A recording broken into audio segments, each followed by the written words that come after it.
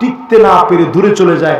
অনেক সময় আপনাকে বাঁচাতে গিয়ে ব্যাঙ সাপের খাবার হয়ে যায়, তারপরেও বনি আদমের ক্ষতি হতে দেয় না। জোরে করে আল্লাহু আকবার।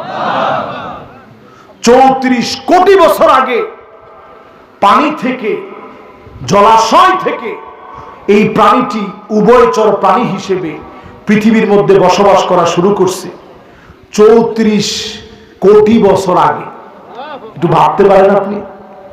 ব্যাঙ দেখলে অনেকে লাথি মারেন, ব্যাঙ দেখলে অনেকে এরকম ঘোরান। আপনি জানেন ব্যাঙ কতটা গবেষক একটা প্রাণী? আল্লাহ রাব্বুল আলামিন তার ব্রেইনের ভিতরে এতটুকুন দিয়েছে যেটা আপনার কোনো যন্ত্রপাতি দিয়ে আপনি আবিষ্কার করতে পারবেন না। ঠিক কোন সময় ভূমিকম্প আসতেছে, ব্যাঙ ভূমিকম্প আসার আগে লাফিয়ে লাফিয়ে চলে এমন একটা আওয়াজ করে যেটা অন্য সময় সে করে না। জোরে করে আল্লাহু আকবার। ব্যাঙ নিয়ে গবেষণা করলে আপনি অস্থির হয়ে যাবেন। সেই ব্যাঙকে এনে রং মেখে বিবাহ করায় দেওয়া মারাত্মক শিরক। এই সময়ে সালাতুল ইস্তিসকা, আল্লাহর কাছে বৃষ্টি চেয়ে প্রার্থনা করবেন, গুনাহ থেকে মাফ চাবেন, প্রত্যেকে নিজে নিজে ক্ষমা চাবেন, আল্লাহর দিকে আসবেন। অবশ্যই বৃষ্টি আসবে, রহম হবে। খরা থেকে যিনি বাঁচায় দিবেন তিনি কে? আল্লাহ।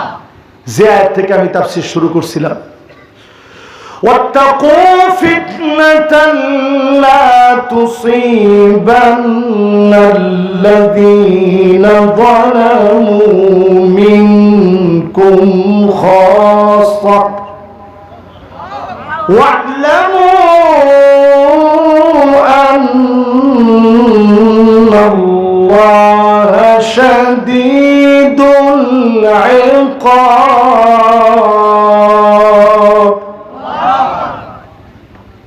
আছেন আমার সাথে?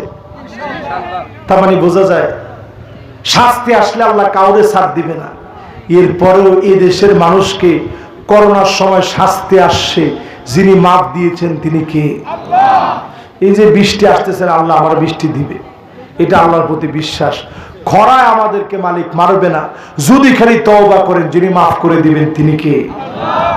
শেষ আরেকটি সতর্ক বার্তা দিয়ে মাহফিলটা শেষ করতে চাই, কারণ আপনাদেরকে আবার কবে পাবো জানি না। আপনাদের মেয়েদেরকে সবসময় নাসিহা করবেন।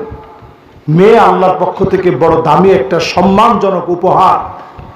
আমার দেশের 68,000 মেয়ে ভারতের যৌন পল্লীতে বিক্রি করে দিচ্ছে। আপনারা নিউজ দেখছেন? এখন কোনটা রেখে কোনটা বলবো, এই জন্য বলার আগে সবগুলো। 68,000 মেয়ে আমার বাংলাদেশের মুসলিমা রমণী, এদেরকে ভারতের যৌন পল্লীতে বিক্রি করে দিস। কেমনে জানেন? বর্তমান একটা প্রজেক্ট হচ্ছে মুসলমানদের ঈমান কিভাবে ধ্বংস করা যায়, হরণ কিভাবে করা যায়, কেমনে করবে।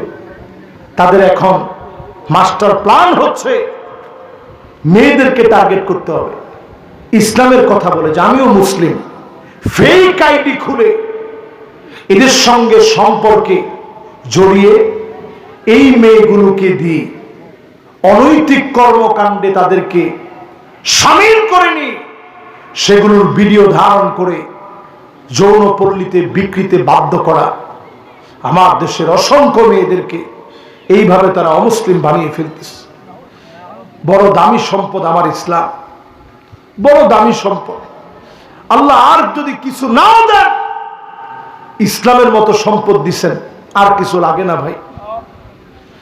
আপনি আপনার ছেলে মেয়ের খবর নেন।